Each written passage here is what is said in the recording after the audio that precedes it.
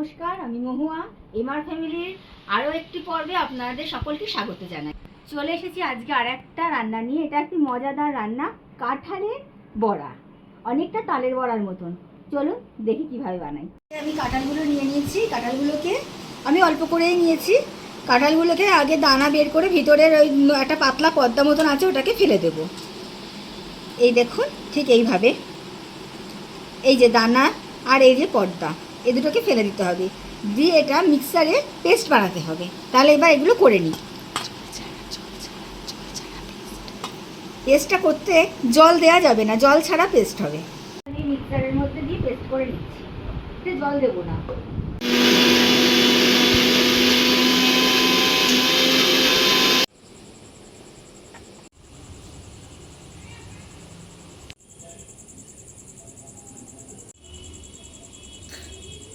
এই যে কাঁঠালটা পেস্ট করে নিয়েছি, এবার এটা ভালো করে বের করে নিচ্ছি। আপনারা চাইলে এতে নারকেলও দিতে পারেন, নারকেল দিলে আর একটু টেস্টি হয়।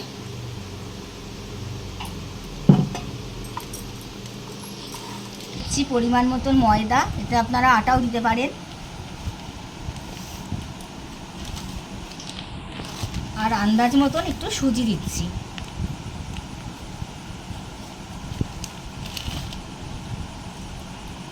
আর একটু মৌরি, আর সামান্য একটু লবণ,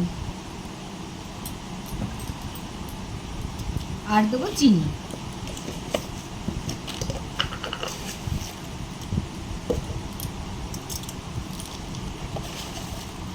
মিষ্টিটা আপনারা যে যেরকম খাবেন ঠিক সেইভাবে দেবেন।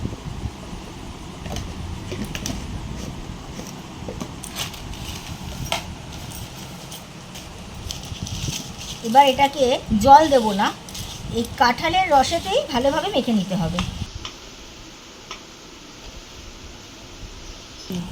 মাখা হয়ে গেলে 5-10 মিনিট রাখতে হবে চিনিটা আর সুজিটা একটু গোলার জন্য।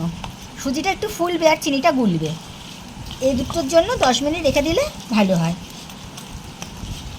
ঢাকা দিয়ে 5 মিনিট রেখে দিই।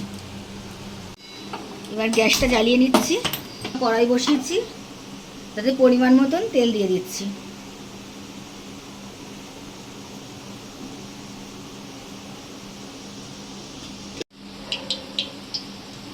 তেলটা গরম হয়ে গেছে হালকাভাবে, বেশি গরম করব না। এইবার এরকম ছোট ছোট করে দিয়ে দেব।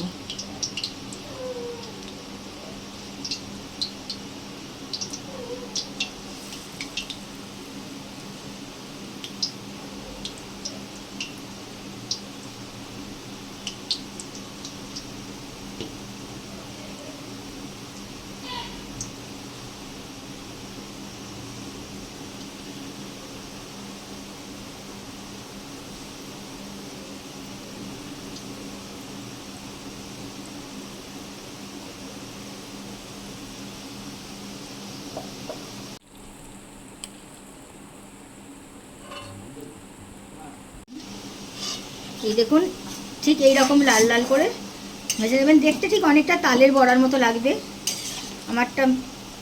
আমার ভাজা হয়ে গেছে, এবার তুলে নেবো হালকাভাবে।